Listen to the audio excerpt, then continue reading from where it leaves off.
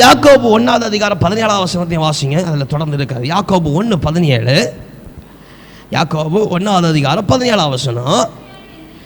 எப்படி?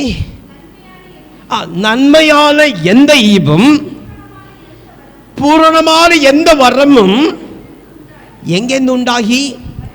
பரத்திலிருந்து உண்டாகி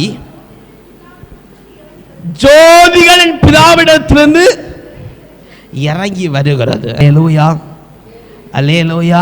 வாசிச்சு முடிங்க. அவரிடத்தில் யாதொரு மாறுதலும் யாரொரு வேற்றுமையும் நிழலும் இல்லை. அல்லேலூயா, அல்லேலூயா. அப்ப எந்த ஒரு காரியமும் ஆண்டவருடைய கரத்திலிருந்து வருகிறது. அல்லேலூயா. அங்கே வேற்றுமையும் நிழலும் இல்லை என்று சொல்லப்படுகிறது சொன்னால் அங்கே குறைவும் அங்கே அவன் ஸ்தோத்திரம் அங்கே நிறைவில்லாத காரியமும் அவருடைய கரத்தில் இல்லை. அல்லேலூயா, அல்லேலூயா. அப்ப எல்லாம் சம்பூர்ணமாக என்ன செய்யப்படுகிறது? அவருடைய கரத்தில் இருக்கிறது. அல்லேலூயா. யோசேப்புக்கு ஆண்டவர் ஒரு யுத்த நாளா வச்சிருந்தார். அல்லேலூயா, அல்லேலூயா. யோசேப்புக்கு ஒரு யுத்த களத்தை ஆண்டவர் வச்சிருந்தார். யுத்த களம் எங்கே இருந்துச்சு?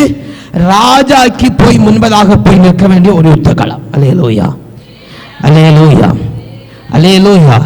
இப்ப யோசேப்பு ஆண்டவர் அந்த யுத்த களத்தை எவனமாய் ஆயத்தமாக்கினாரு? இந்த பலவர்ண அங்கிய கிழிச்சு போட வச்சாரு. அல்லேலூயா, அல்லேலூயா, அல்லேலூயா. பலவர்ண அங்கி எதை குறித்து வேதவசனத்தில் சொல்லப்பட்டிருக்கிறது? உலகத்தின் மேன்மை குறித்து சொல்லப்பட்டிருக்கிறது. அல்லேலூயா.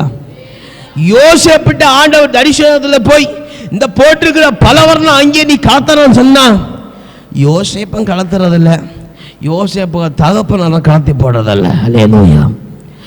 ஆண்டவர் பார்த்தார், இவனுக்கு பலவர்ண அங்கியல்ல, ராஜாவின் வஸ்திரம் அவனுக்கு இருக்கிறது. அல்லேலூயா, அல்லேலூயா.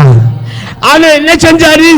இந்த பலவர்ண அங்கே கிழிச்சு போட வச்சார். அல்லேலூயா.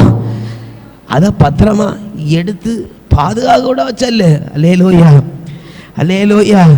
அதை என்ன செஞ்சு போட வச்சாரு?